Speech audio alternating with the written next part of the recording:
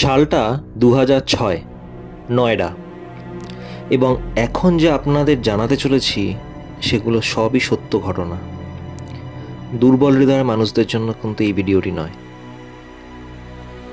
সারা দেশ নড়ে উঠেছিল নিঠারি কেস নিয়ে, যেখানে বহু বাচ্চাদের মৃতদেহ কাটা অবস্থায় পাওয়া গেছিল।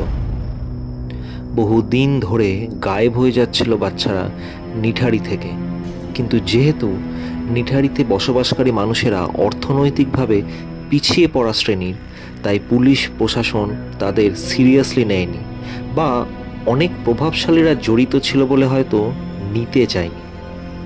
উল্টে তাদের সঙ্গে দুর্ব্যবহার করা হয়, এফআইআর অবধি লেখা হয় না। শেষ অবধি রেসিডেন্ট ওয়েলফেয়ার অ্যাসোসিয়েশনের প্রেসিডেন্ট এস.সি. মিশ্রা গুরুত্ব বোঝেন ঘটনার এবং নিজে লোকালদের সাথে অনুসন্ধান করতে গিয়ে একটি হাত পান, যার পরে কেস গতি পায়। শুধু শিশুরা নয়, 20 বছর বয়সী পায়েল নামে এক মেয়েরও দেহ উদ্ধার হয়, যার সাথে সেক্সুয়াল অ্যাসল্টও করা হয়েছিল। যে জায়গায় এইসব নির্মম বর্বরচিত ঘটনা ঘটত, সেই বাড়ির মালিক মনিন্দর সিং পান্ডের এবং তার সহায়ক সুরিন্দর কোলিকে গ্রেফতার করা হয়। কোলি নিজে পুলিশকে সমস্ত ডিটেলস দেয় এবং স্বীকার করে বাচ্চাদের খুন করা ও অর্গ্যান ট্রেডিংয়ের কথা। গাজিয়াবাদ স্পেশাল সেশনের কোর্ট দুজনকেই ফাঁসির আদেশ দেয় 2009 সালে। যদিও অনেক টানাপোড়েনের পর 17 বছর ধরে কেস চলার পর 2023 সালের 16 অক্টোবর এলাহাবাদ হাইকোর্ট দুজনকেই সকল চার্জেস থেকে মুক্ত করে দেয়। এতটা শুনে বুঝতে পারছেন আশা করি যে সেক্টর 36 কোনো মন ভালো করা বা এন্টারটেনিং মুভি নয়, কিন্তু সমাজের সব স্তরের মানুষদের কাছে পৌঁছাতে গেলে এরকম রিয়েল লাইফ ইন্সপায়ার্ড সিনেমাও দরকার।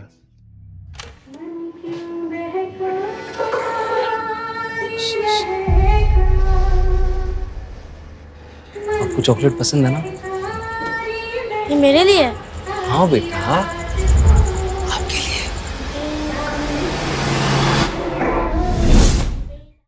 শুরুতেই বলেছি দুর্বল হৃদয়ের মানুষদের জন্য এটি নয়। সেক্টর 36 ডাইরেক্টর আদিত্য নিম্বালকারের প্রথম ছবি। চিত্রনাট্য লিখেছেন বোধয়ন রয় চৌধুরী। সিনেমার শুরুর 5 মিনিটের মধ্যেই বিক্রান্ত মেসি মানসিক বিকারগ্রস্ত ভিলেন হিসেবে দেখানো হয়। এখানে কোনো শেড নেই বা স্লো রিভিল নেই, এবং খুনটা যে তার কাছে কোনো বড় ব্যাপার নয় সেটাও বোঝা যাবে তার হাবভাবে। অভিনেতা হিসেবে বিক্রান্ত একটি বিশাল রিস্ক নিয়েছেন। 12 ফেলের পপুলারিটির পর এরকম একটা ফুললি নেগেটিভ ক্রুয়েল চরিত্রে হ্যাঁ বলাটা খুবই সাহসী ডিসিশন।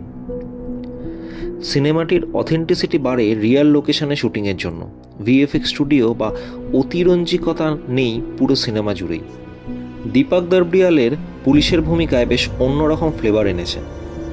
বলিউড মেনলি তাকে টাইপকাস্ট করে গেছে গরিব বা ফানি ক্যারেক্টার হিসেবে। বড় মাপের অভিনেতা বলে তিনি স্বাচ্ছন্দ্যে সেই সব ক্যারেক্টার ফুটিয়ে তুলেছেন। তার চরিত্রটি পুরোটাই যদিও কাল্পনিক। ডাইরেক্টর এখানে সিনেম্যাটিক লিবার্টি নিয়েছেন এবং এই পুলিশকে কেন্দ্র করে গল্পটি বুনেছেন। আসল ঘটনায় এরকম কোনো ভূমিকা পুলিশ নেয়নি, বরং পুলিশের নিষ্ক্রিয়তার কারণেই উল্টে কেস বারবার ধাক্কা খেয়েছে। রিল আর রিয়ালের তফাৎ তো থাকবেই। প্রথম দিকে দীপকের চরিত্রকে দেখানো হয় যে সেও নির্মম।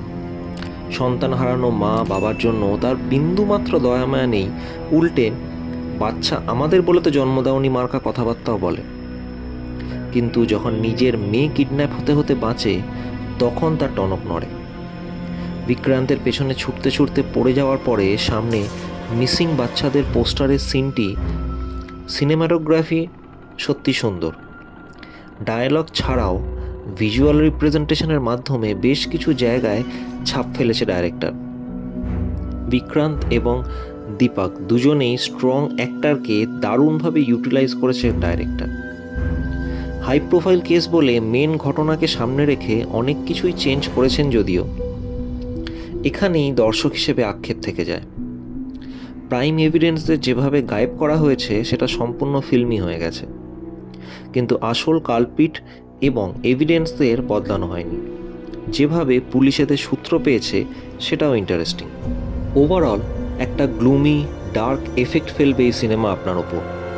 কিন্তু সবচেয়ে বড় প্রাপ্তি হচ্ছে বিক্রান্ত আর দীপকের ইন্টারোগেশন সিন। দুটো জাত অভিনেতা সিনটাকে কোথায় এলিভেট করে দিতে পারে তা জাস্ট দেখার মতো। কোনো অনুতাপহীনভাবে বিক্রান্তের কনফেশন এবং তার বিবরণ এমনভাবে যেন কোনো সাকসেসফুল অপারেশনের বিবৃতি দিচ্ছে।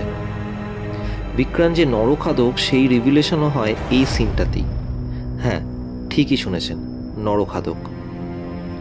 সিনেমা শেষে একটি পার্ট 2 এর রাস্তাও খোলা রাখা হয়েছে, যেটা পার্সোনালি আমার ভালো লাগেনি। যারা রিয়েল গ্রিটি ক্রাইম সিরিজ দেখতে পছন্দ করেন তাদের এটি খুবই ভালো লাগবে, কিন্তু সাধারণ দর্শককে বিনিদ্র রাত্রি দিতে পারে এই মুভিটি। তাই আবারও বলবো, বুঝে শুনেই সিনেমাটি দেখবেন। অভিনয় পাবেন, ডাইরেকশন পাবেন, ভালো স্ক্রিপ্টিংও পাবেন, কিন্তু সাথে পাবেন নিষ্পাপ বাচ্চাদের কান্না ও বিচার ব্যবস্থার বেহাল অবস্থার প্রতিচ্ছবি। পাওয়ার অ্যান্ড মানি এই দেশের যে কোনো কিছুকে যে কন্ট্রোল করে সেটাই আবার প্রমাণিত হয় এই সিনেমায়, সে রিল হোক বা রিয়াল। নিঠারি মার্ডার্সের বিষয় আপনাদের আগের থেকে জানা ছিল কি না, এবং এই বিষয়ে আপনাদের কি মতামত সেটা আমাদের কমেন্ট বক্সে অবশ্যই জানাবেন। ভালো থাকবেন, ভালো রাখবেন, সুস্থ থাকবেন।